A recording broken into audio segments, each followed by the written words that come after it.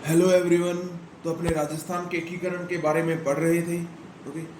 और इस पूरी प्रक्रिया में हम लोग देखेंगे कि स्वतंत्रता से पहले राजस्थान जो है वो 19 रियासतों, 3 ठिकानों और एक केंद्र शासित प्रदेश में विभाजित था। ओके। और एकीकरण की प्रक्रिया के तहत ही 18 मार्च 1948 से लेकर 1 नवंबर 1956 तक जो 8 वर्ष 7 माह और 14 दिन की प्रक्रिया लगी, जिससे कि जो वर्तमान राजस्थान है वो हमारे सामने आया। ओके। तो अपने इस संपूर्ण प्रक्रिया के बारे में अध्ययन करेंगे कि किस किस प्रकार से जो है वो रियासतों को जो है एक बड़ी इकाई के रूप में लाया गया। ओके। लेकिन उससे पहले भी जो राजपूताना के, या हम कहें राजस्थान के शासक थे, उन्होंने भी कुछ संघ बनाने के प्रयास किए। ओके। अपने जैसे 3-4 राज्यों को मिलाकर या राजस्थान की जो रियासतें हैं उनको मिलाकर, जिसमें सबसे पहले जो प्रयास किया था वो थे मेवाड़ महाराणा भूपाल सिंह। इन्होंने जो है राजस्थान यूनियन बनाने का प्रयास किया। और इसी योजना को अमली जामा पहनाने के लिए इन्होंने जो है वो के.एम. मुंशी को संवैधानिक सलाहकार नियुक्त किया। लेकिन यह जो योजना है वो सफल नहीं हुई। यह योजना क्या हो गई? असफल हो गई।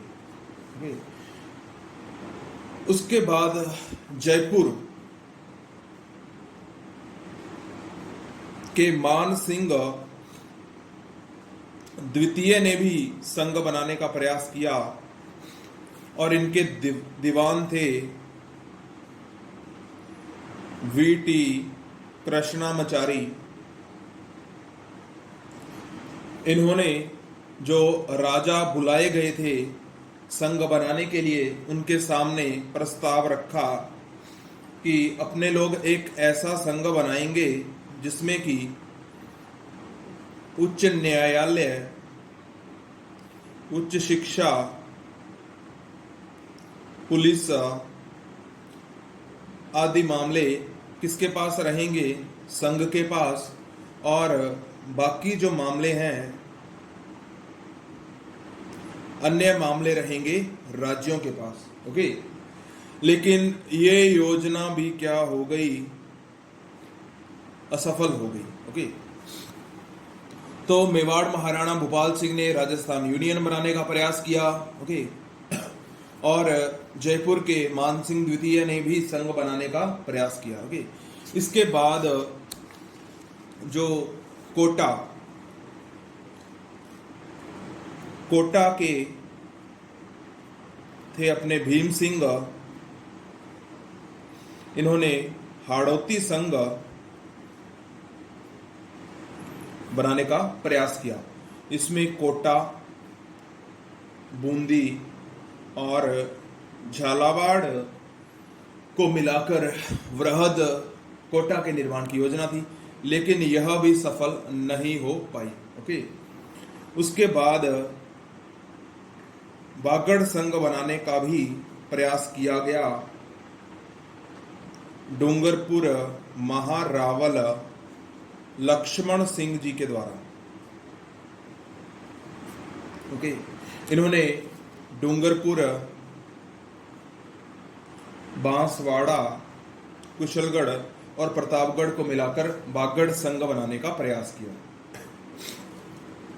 और इन सभी गतिविधियों को जो है वो जाहिर सी बात है भारत सरकार भी देख ही रही थी। ओके।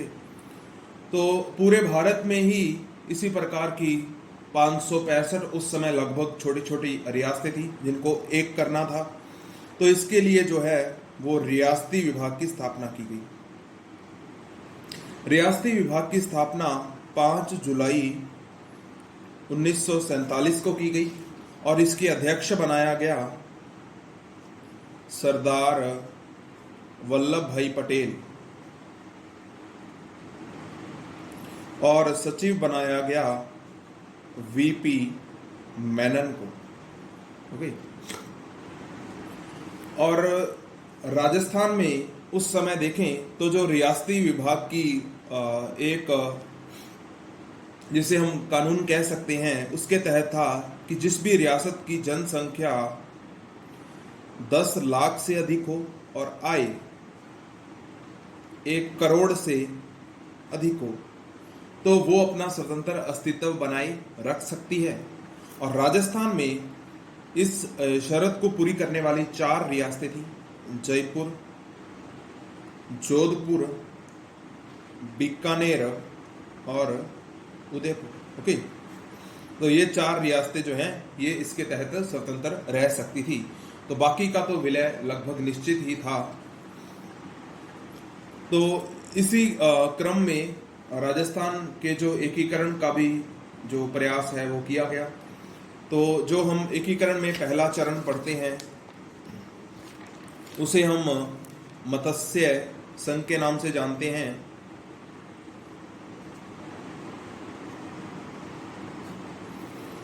ये किस प्रकार से बना, तो थोड़ा अपने बैकग्राउंड में जाते हैं।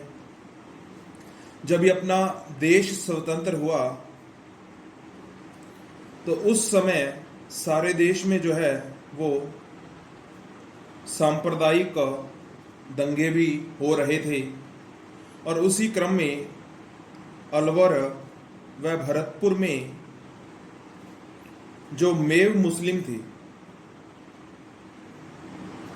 इन्होंने मेविस्तान अलवर व भरतपुर को मिलाकर मेविस्तान बनाने के प्रयास जो है वो शुरू कर दिए और अलवर में जो है वो सांप्रदायिक तनाव जो है वो बढ़ गया। ओके, और राज्य में अशांति हो गई। तो कुछ आरोप अलवर के दीवान NV खर्रे व महाराजा तेज सिंह पर भी लगे कि वो जो हैं सांप्रदायिक उन्माद को भड़काने का प्रयास कर रहे हैं और जो शांति व्यवस्था स्थापित करने में वो असफल है। इसी दौरान एक और घटना घट जाती है। 30 जनवरी 1948 को महात्मा गांधी की हत्या हो जाती है। तो ये भी अफवाह थी कि जो महात्मा गांधी जी के हत्यारे हैं उनको अलवर में शरण दी गई।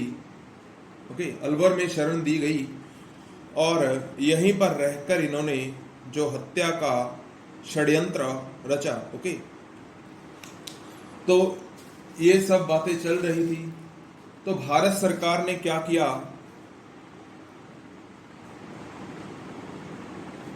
जो अलवर का प्रशासन है वो अपने हाथ में ले लिया। ओके, उसके बाद इसी तरह की शिकायतें जो हैं वो भरतपुर से भी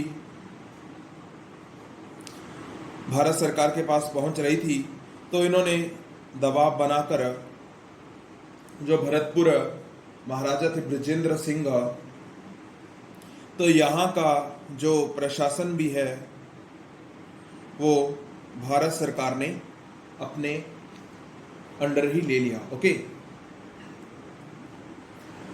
तो इसी क्रम में रियासती विभाग ने जो है वो एक प्रस्ताव रखा कि अलवर भरतपुर, क्योंकि इनका प्रशासन तो भारत सरकार के तहत था ही था, अलवर भरतपुर और धौलपुर व करौली, क्योंकि ये है भौगोलिक, जातीय और आर्थिक आधार पर समानता रखते हैं, क्यों ना इनको मिलाकर एक संघ बना दिया जाए। ओके, तो यही प्रस्ताव जो है वो इन चारों रियासतों के शासकों के पास भी रखा गया। ओके, तो इन्होंने इस पर क्या है, इस प्रस्ताव को स्वीकार कर लिया। ओके, और इस संघ का जो नाम है वो दिया गया मत्स्य संघ। ओके, और यह भी स्पष्ट कर दिया गया कि आगे चलकर या तो इसका विलय यूपी में कर दिया जाएगा या यह राजस्थान में मिला लिया जाएगा। ओके, तो अभी अपने थोड़ा मैप के आधार पर देखते हैं। यदि अपने राजस्थान का एक रफली सा मैप ड्रॉ करते हैं, क्या स्थिति थी।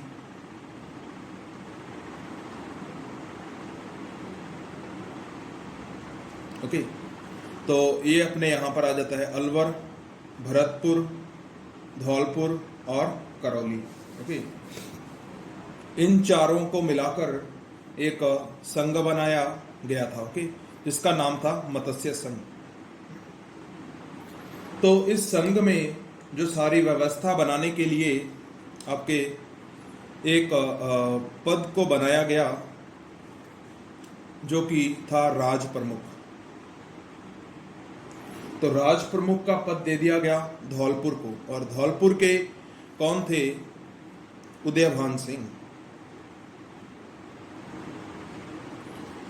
ओके, उसके बाद जो करौली है उसको दे दिया गया उपराज प्रमुख का पद, और करौली के थे शासक गणेश पाल देव। ओके, और अलवर को क्या बना दिया गया, राजधानी। अलवर को राजधानी बना दिया गया, और जो प्रधानमंत्री थे वो भी अलवर के ही बनाए गए शोभाराम कुमावत। ओके,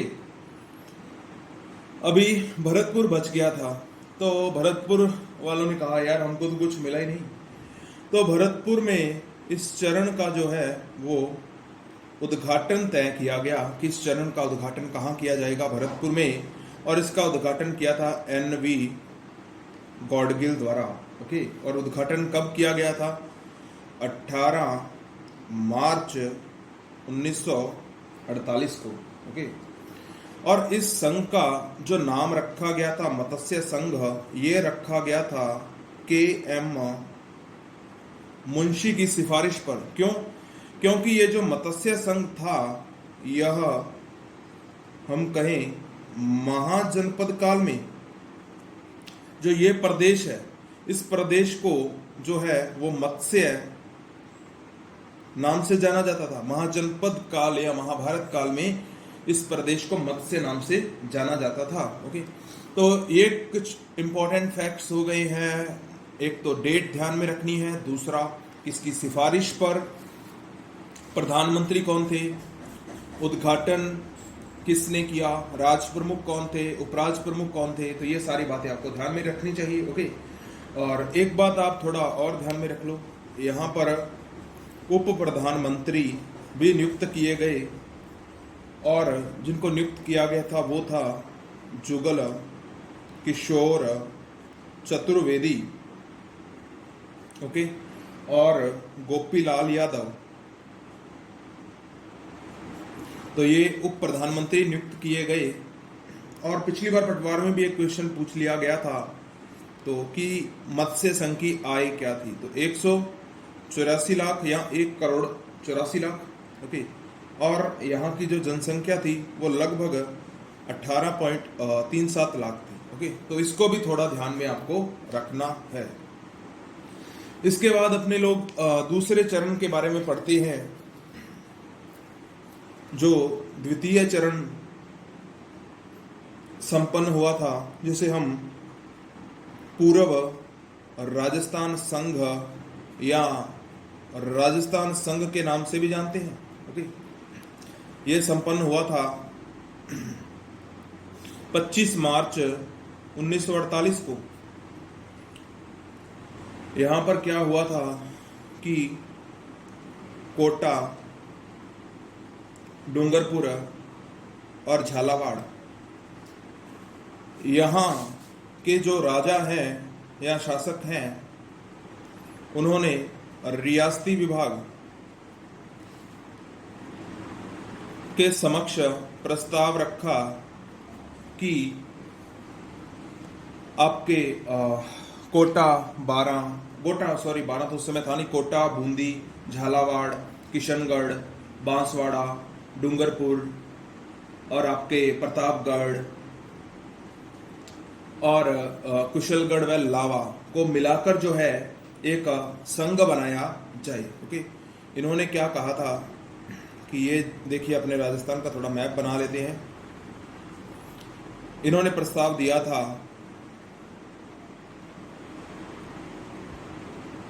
कि यहां पर कौन सा था, किशनगढ़,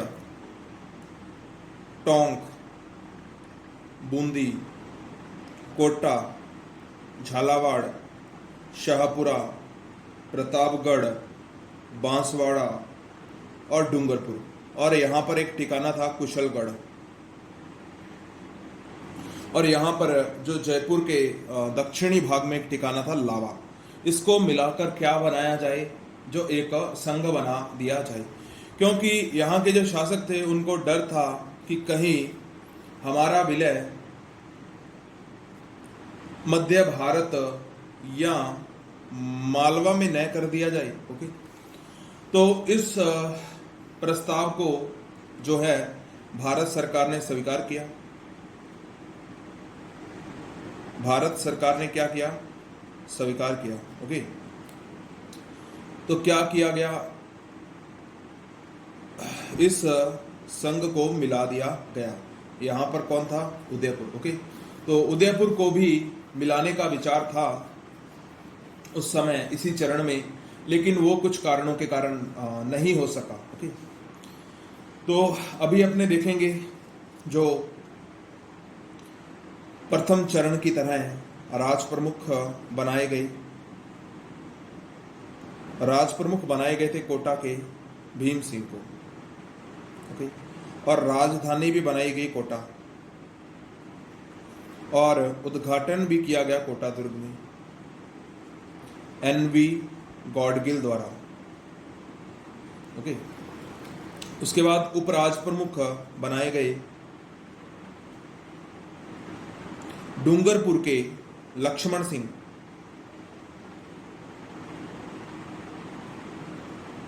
तो ये आपको थोड़ा ध्यान में होना चाहिए। और PM बनाए गए थे शाहपुरा के गोकुलाल असावा।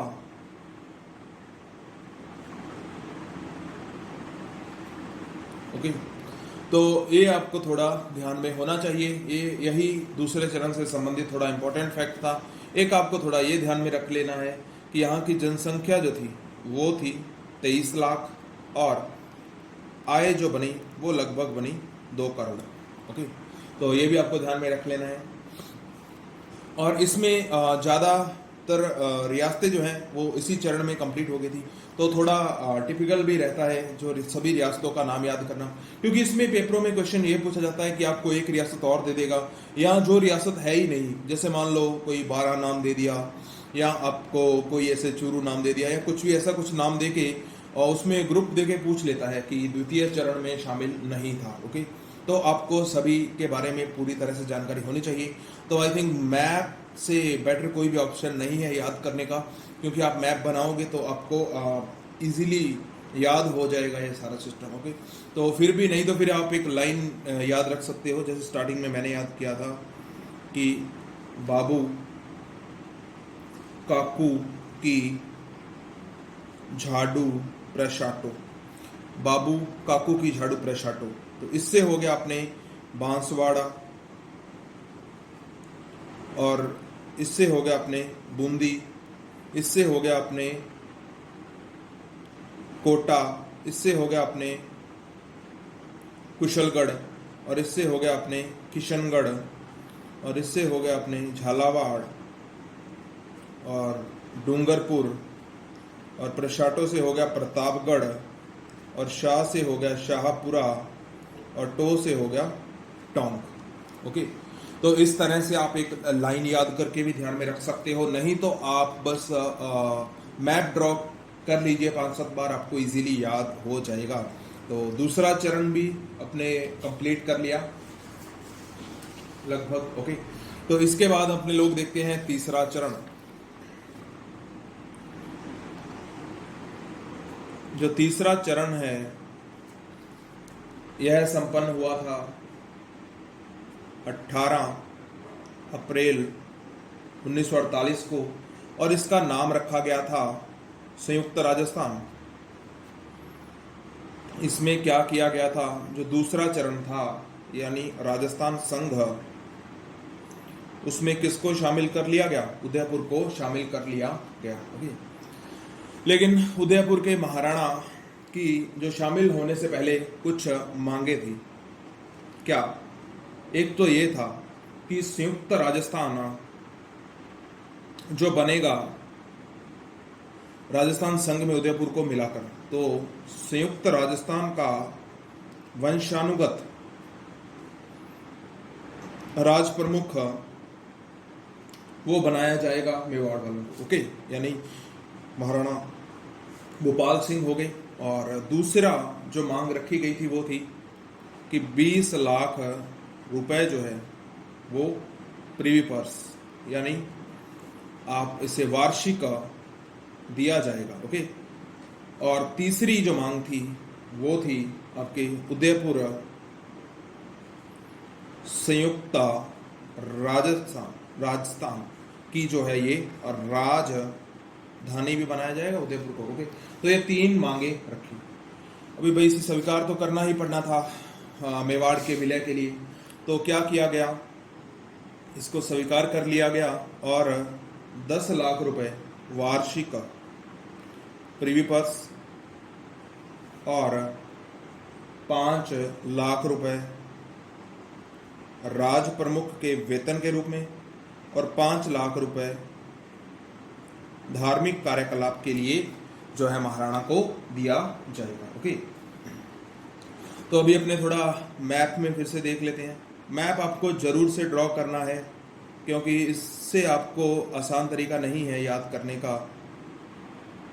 तो अभी अपने लोग देखेंगे अपने यहाँ से लेकर लगभग ये उदयपुर को छोड़ा था, और ये सभी रियासतें दूसरे चरण में जो है वो राजस्थान में शामिल हो गई थी।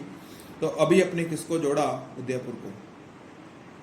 ओके, तो अभी थोड़ा वो सिस्टम चेंज हो जाए क्या, राजधानी पिछले चरण से चेंज हो गई। अभी राजधानी कौन सी बनाई गई, उदयपुर बनाई गई। फिर राज प्रमुख भी चेंज हो गए, राज प्रमुख भी उदयपुर को बनाए गए। कौन थे, मेवाड़ महाराणा भोपाल सिंह।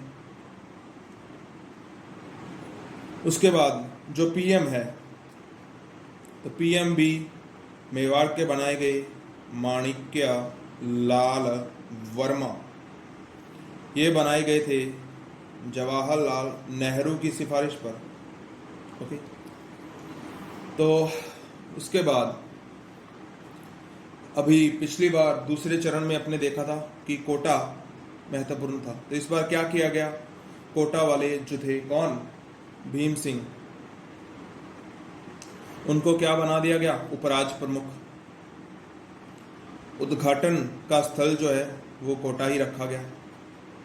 उद्घाटन किया था जवाहरलाल नेहरू ने। ओके, और इसमें एक और पद का जो सृजन किया गया, क्या, वरिष्ठ उपराज प्रमुख। इसमें बेसिकली क्या था कि सभी रियासतों को ऐसे थोड़ा महत्वपूर्ण दर्शाने का प्रयास किया जाता था कि आपके यहाँ से राज प्रमुख है, आपके यहाँ से जो है उपराज प्रमुख है। तो इसी क्रम में वरिष्ठ उपराज प्रमुख बनाया गया था बूंदी के बहादुर सिंह को,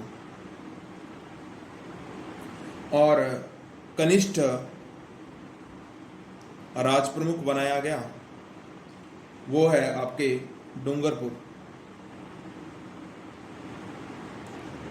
डूंगरपुर के लक्ष्मण सिंह को। ओके, तो ये आपको थोड़ा ध्यान में रखना होगा, ये कुछ इंपॉर्टेंट फैक्ट थे। तो ये अपना जो है वो तीसरा चरण भी कंप्लीट होता है। तो इसके बाद अपने देखते हैं चौथा चरण। चौथे चरण में क्या था, जो किसका निर्माण किया गया था, वो किया गया था वृहत राजस्थान का। तो चौथा चरण देख लेते हैं। चौथा चरण संपन्न हुआ था 30 मार्च 1949 को। ओके, और इसका जो नाम रखा गया था वृहत राजस्थान। ओके, हाँ, तो इसमें थोड़ा मैप देख लेते हैं हम लोग फिर से।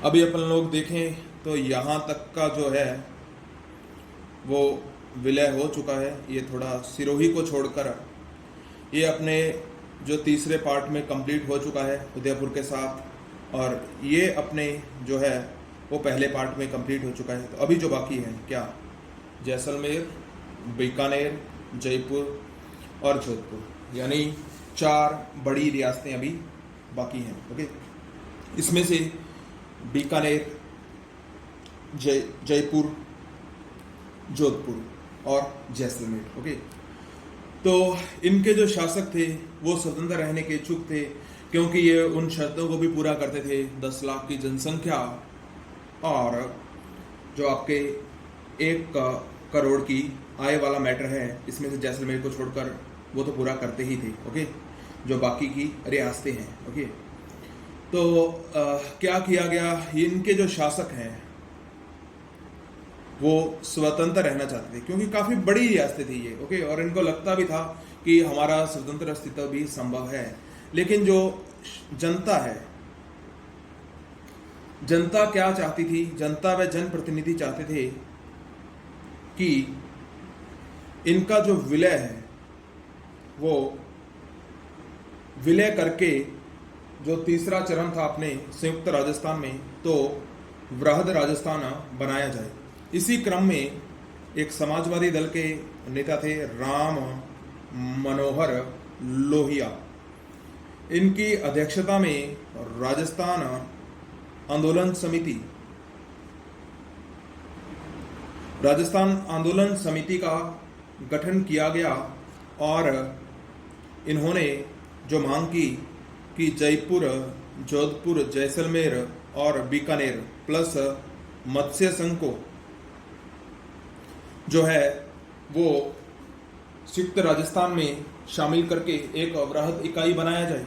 ओके, तो इसी क्रम में जो है इन सभी रियासतों को जो है वो शामिल कर लिया गया, यानी संयुक्त राजस्थान में विलय कर लिया गया। ओके, तो अभी अपन लोग देखें तो एक तो यहाँ पर बीकानेर, जैसलमेर, जोधपुर और जयपुर, अभी उन्हीं पदों को अपने फिर से ध्यान में रखना है। क्या अभी जो है, क्योंकि राज प्रमुख जो बनाया गया था,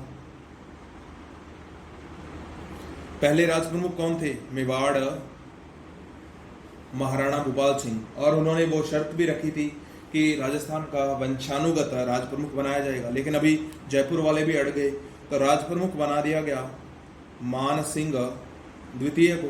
ओके, और राजधानी, क्योंकि पिछले चरण में यह वादा किया गया था कि राजधानी भी कौन सी रहेगी, उदयपुर रहेगी, लेकिन राजधानी बना दिया गया किसको, जयपुर को।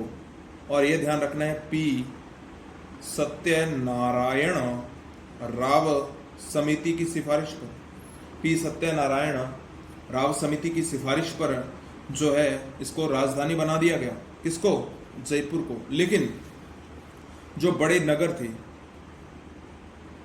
उनका भी महत्व कम ना हो, इसलिए क्या किया गया, जैसे उदयपुर था, अब राजधानी तो जयपुर बन गई, उदयपुर को जो है वो खनन विभाग सौंपा गया। ओके, और जोधपुर को न्याय विभाग जोधपुर को सौंपा गया, और कोटा को वन विभाग। ओके, और इसी तरह भरतपुर को कृषि विभाग और बीकानेर को शिक्षा विभाग सौंपा गया, ताकि राजधानी तो अब जयपुर को बना दिया गया था, और जो बड़े नगर हैं उनका भी जो महत्व है वो कम ना हो, इसलिए इन विभागों को सौंपा गया अलग अलग जो है नगरों को। ओके, तो ये थोड़ा ध्यान में रखना है। तो अपने फिर से आते हैं अपनी एकीकरण वाली बात पर ही। तो राज प्रमुख मान सिंह द्वितीय को बना दिया गया। ओके, राजधानी जयपुर पी सत्यनारायण राव समिति की सिफारिश पर। तो आपको क्या लगता है, उदयपुर वाले नाराज नहीं होंगे? होंगे। तो इनको मनाने के लिए एक नया पद बना दिया गया। इनका क्या लगता था यार, लिखना ही तो है, महाराज प्रमुख बना दिया गया इनको, यानी इनको कह दिया गया कि आपको तो महाराणा राज प्रमुख से भी बड़ा पद दे दिया गया, क्या, महाराज प्रमुख का। ओके, तो इस बार क्या हुआ था, जयपुर के हीरा लाल शास्त्री को जो है वो वृहत राजस्थान का जो है सीएम मनोनीत किया गया। क्योंकि अपने पढ़ते हैं ना, राजस्थान के पहले जो सीएम हैं मनोनीत मुख्यमंत्री, तो वो थे हीरालाल शास्त्री। तो वृहत राजस्थान के मुख्यमंत्री मनोनीत किए गए। आगे चलकर इन्होंने 7 अप्रैल को जो है अपने मंत्रिमंडल का गठन किया। ओके, तो ये आपको चौथे चरण से रिलेटेड थोड़ा इंपॉर्टेंट बातें ध्यान में रखनी है, क्योंकि लगभग इस दिन राजस्थान की लगभग रियासतें, यहाँ हम सिरोही को छोड़ दें तो ये वाला जो भाग है, ओके, तो ये कंप्लीट हो चुका था, इसलिए लगभग कंप्लीट हो चुका था। तो इसी उपलक्ष्य में जो आपका 30 मार्च है, तो इसको मनाते हैं राजस्थान दिवस के रूप में मनाते हैं इसको 30 मार्च को। ओके, तो ये आपको थोड़ा चौथे चरण से रिलेटेड बातें ध्यान में रखनी है। कौन कौन सी रियासतें मिलाई गई, महाराज प्रमुख कौन थे, राज प्रमुख कौन थे। ओके, तो ये आपको सभी बातें ध्यान में रखनी है।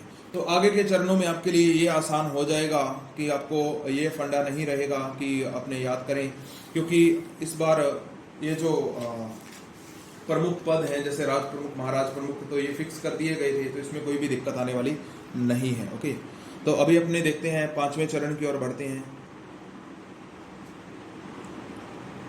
5वां चरण जो संपन्न हुआ था 15 मई 1949 को, क्या बना, संयुक्त वृहत राजस्थान या बृहत्तर राजस्थान। तो इसमें क्या किया गया था, अभी अपन लोग स्थिति को देखें थोड़ा।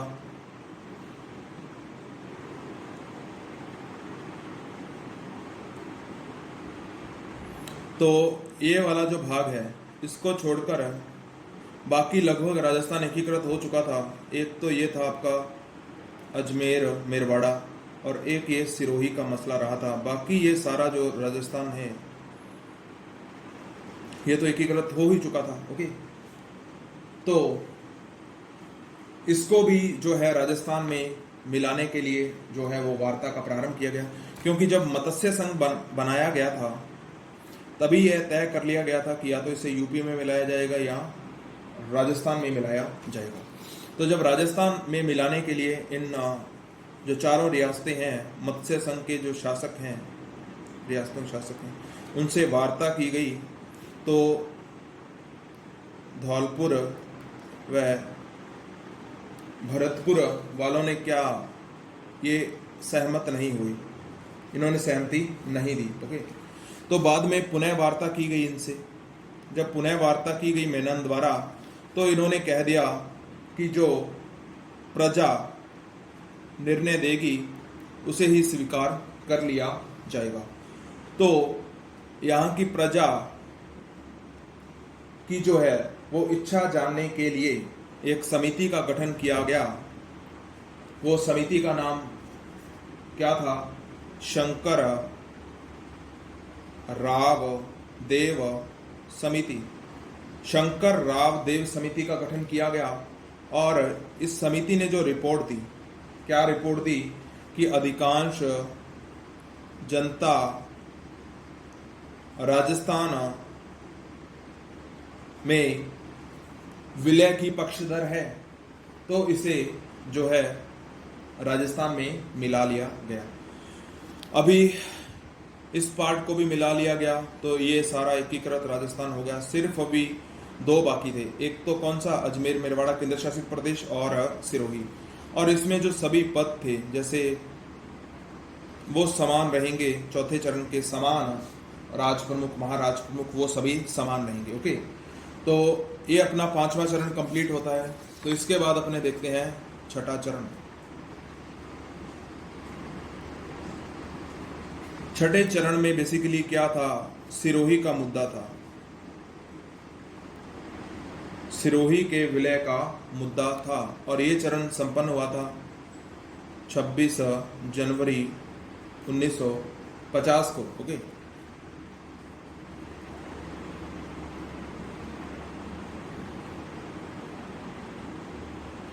तो ये मान लीजिए आपका सिरोही है। ओके, तो सिरोही को पहले जो है वो बम्बई के जो है बम्बई के अधीन कर दिया गया था। ओके, और बाद में इसका जो जब राजस्थान में इसको मिलाने की मांग उठी, ओके, तो क्या किया गया, जो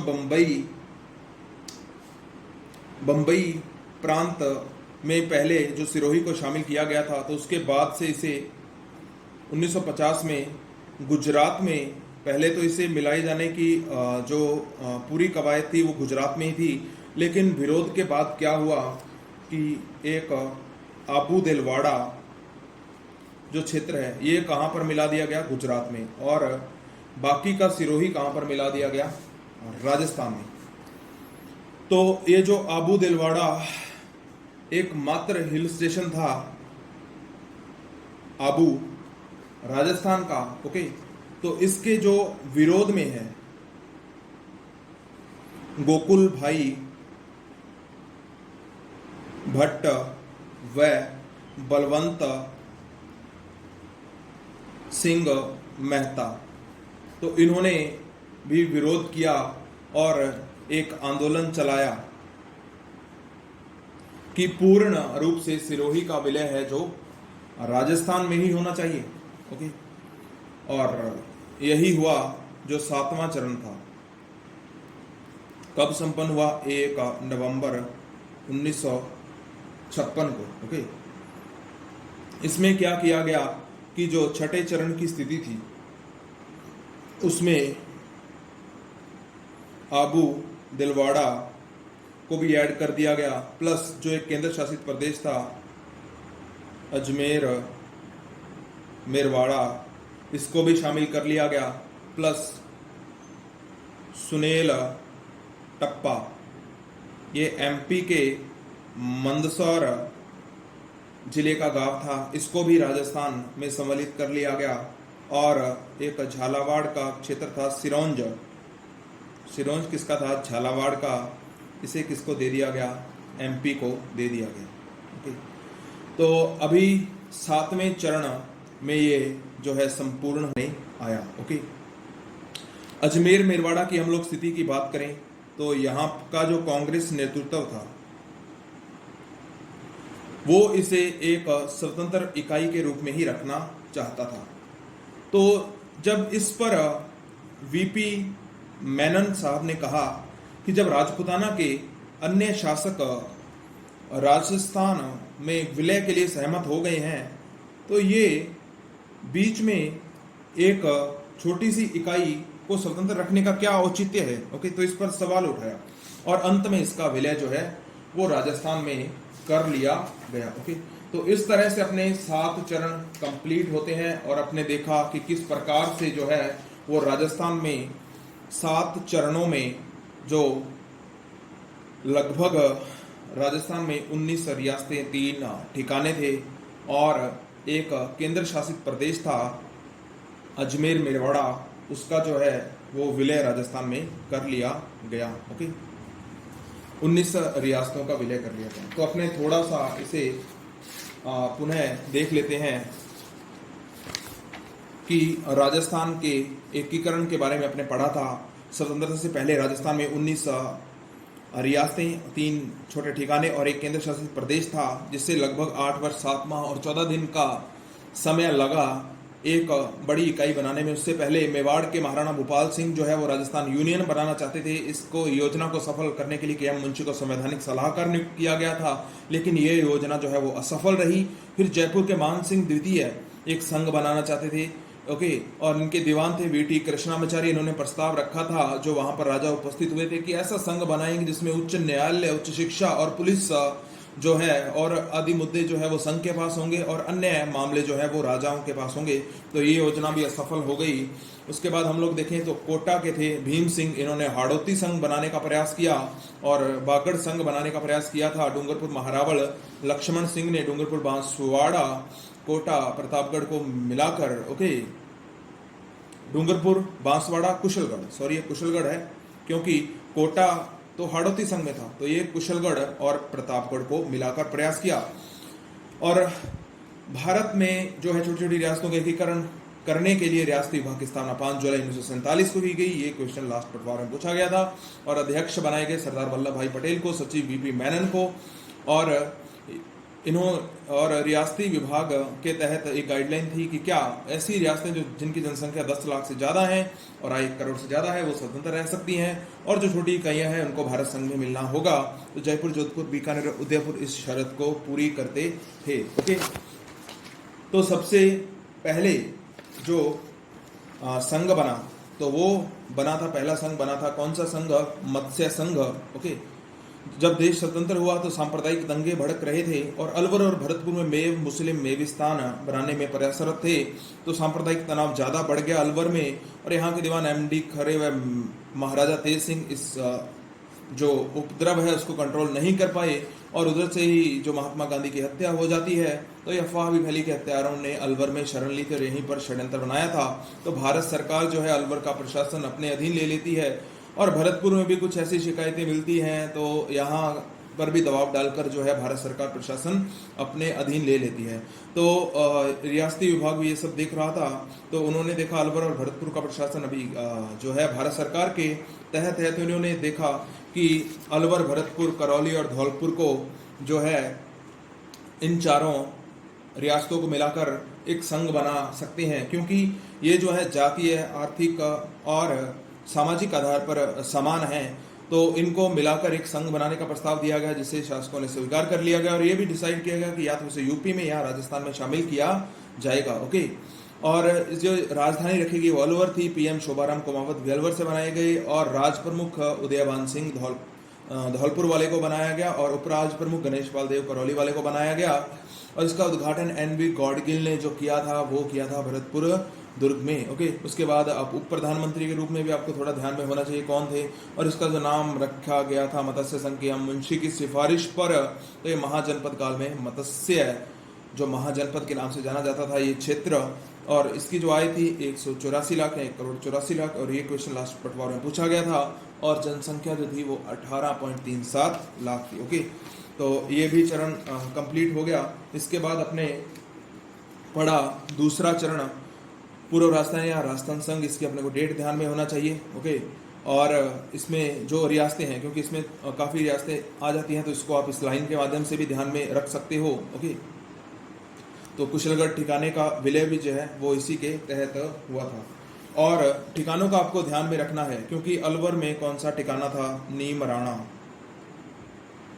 तो ये तो अंडरस्टूड ही है, क्योंकि अपने को पता है अलवर जो नीम राणा ठिकाना था वो अलवर में ही था। तो ये आपको अंडरस्टूड ही है कि जो ठिकाने हैं उनका रियासतों के साथ ही विलय हो गया था, ओके। ये दूसरा चरण में भी अपने को ध्यान में रखना है, उपराज प्रमुख कौन थे, पीएम कहाँ से थे, और इन रियासतों के बारे में अपने को ध्यान में होना चाहिए। उसके बाद जो है वो तीसरा चरण संपन्न हुआ। तीसरे चरण में क्या था? जो दूसरा चरण था राजस्थान संघ था, उसमें उदयपुर को शामिल कर लिया गया। ये महाराणा की कुछ मांगे थी जिसको स्वीकार कर लिया गया और अंत में उदयपुर का भी जो है वो राजस्थान में विलय कर लिया गया। तो उसके बाद आपको राज प्रमुख, महाराज प्रमुख और इनके बारे में थोड़ा ध्यान में होना चाहिए कि राजधानी क्या थी, ओके। तो इनके बारे में आपको देख लेना है अच्छे से। उसके बाद जो चतुर्थ चरण है उसको हम लोग देखते हैं। 30 मार्च 1949 को संपन्न हुआ, बृहत राजस्थान नाम रखा गया। और इस दिन जो राजस्थान की 4 बड़ी रियासतें हैं उसको जो है वो संयुक्त राजस्थान में मिलाकर बृहत राजस्थान बनाया गया। तो इसमें आपको प्रधानमंत्री का ध्यान होना चाहिए, सॉरी मनोनीत मुख्यमंत्री मनोनीत किए गए थे कौन, हीरालाल शास्त्री, और इन्होंने अपने मंत्रिमंडल का गठन किया था 7 अप्रैल 1949 को राजधानी जयपुर पी सत्यनारायण राव समिति की सिफारिश पर। ओके, और ये सारा आपको ध्यान में रखना है। महाराज प्रमुख बनाए गए उदयपुर के भोपाल सिंह, क्योंकि जयपुर को राजधानी बना लिया गया था, इसलिए बड़े नगरों का भी थोड़ा महत्व रहे, उनका महत्व खत्म ना हो, इसलिए अलग अलग विभाग उनको सौंप दिए गए। ओके, इसके बाद अपने देखेंगे 5वां चरण जो 15 मई 1949 को संपन्न हुआ, संयुक्त बृहद राजस्थान, क्योंकि मत्स्य संघ अभी अलग ही पड़ा था, लगभग राजस्थान कंप्लीट हो चुका था। तो क्या किया गया, मत्स्य संघ को मिलाने के लिए जो यहाँ के शासकों से वार्ता की गई, और धौलपुर और भरतपुर वाले सहमत नहीं थे, तो इन्होंने लास्ट में यही कहा कि जो जनता निर्णय लेगी वही हमको स्वीकार है। तो शंकर रावदेव समिति बनाई गई, इनकी रिपोर्ट के आधार पर मत्स्य संघ का भी विलय है जो राजस्थान में कर लिया गया। और अभी से चौथे चरण के बाद जो पद थे वो समान थे, वो अगले चरण के लिए 5वें में, 6वें में भी, 7वें में भी। और उसके बाद ये अपने देख लेते हैं, क्योंकि 6 चरण थे तो सिरोही का मुद्दा जो है अभी बचा हुआ था। ओके, क्योंकि सिरोही पहले बम्बई प्रांत में मिक्स करके उसके बाद इसे गुजरात में शामिल कर लिया गया था, तो विद्रोह हुआ इसके साथ, इस बात को लेकर जो है विरोध हुआ। तो क्या किया गया, अबू दिलवाड़ा को गुजरात में मिला लिया गया, और एक राजस्थान का एकमात्र हिल स्टेशन था वो कहाँ चला गया, गुजरात में। ओके, और इसका विरोध हुआ तो गोकुल भाई भट्ट व बलवंत सिंह मेहता के जो है वो अधीन एक आंदोलन चलाया गया। तो इसी के मद्देनजर जो 7वें चरण में 1 नवंबर 1956 को जो है क्या किया गया, जो छठा चरण था, यानी जो स्थिति थी छठे चरण की, उसमें एक तो आबू दिलवाड़ा रह गया था, तो आबू दिलवाड़ा को मिला लिया गया। दूसरा था अजमेर मेरवाड़ा, तो अजमेर मेरवाड़ा को जो केंद्र शासित प्रदेश था, और यहाँ की जो कांग्रेस नेतृत्व थी वो इसको एक अलग इकाई के रूप में रखना चाहती थी, लेकिन यह संभव नहीं हो पाया, क्योंकि लगभग राजपूताना की सभी रियासतें जब मिल चुकी थी राजस्थान में, तो इसको एक छोटी सी इकाई को अलग रखने का कोई औचित्य नहीं बनता था, तो इसको भी शामिल कर लिया गया। और सुनील टप्पा जो कि MP मंदसौर का था, उसको राजस्थान में मिलाया गया, और सिरोंज क्षेत्र जो है वो झालावाड़ का, वो MP को दे दिया गया। ओके, और ये जो सिरोही का और इसका आबू दिलवाड़ा और सिरोही का ये जो विलय हुआ था, तो ये हुआ था आपके राज्य पुनर्गठन आयोग की सिफारिश पर हुआ था। इसकी स्थापना हुई थी 22 दिसंबर 1953 को। 22 दिसंबर 1953 को राज्य पुनर्गठन आयोग की स्थापना हुई थी, और इसके जो अध्यक्ष थे वो थे फैजल अली, इसलिए इसे फजल अली आयोग भी कहा जाता है, ये इसके अध्यक्ष थे। ओके, और राजस्थान से जो एकमात्र सदस्य थे वो थे हृदयनाथ कुजरू। ओके, हृदयनाथ कुजरू राजस्थान से एकमात्र सदस्य थे, और एक अन्य सदस्य थे वो थे सरदार पन्नीकर। ओके, तो जो राज्य पुनर्गठन आयोग की सिफारिश पर ही इसका विलय किया गया, तो आपको ये भी ध्यान में रखना है। तो आई थिंक आपको सारा कुछ ये अच्छे से समझ में आ गया होगा, एकीकरण का आपने अच्छे तरीके से समझ लिया है। ओके, यदि आपको हमारा प्रयास अच्छा लगा तो इसे ज़्यादा से ज़्यादा लोगों तक पहुंचाइए, शेयर कीजिए और हमारे चैनल को सब्सक्राइब कीजिए। Okay friends, thanks for watching.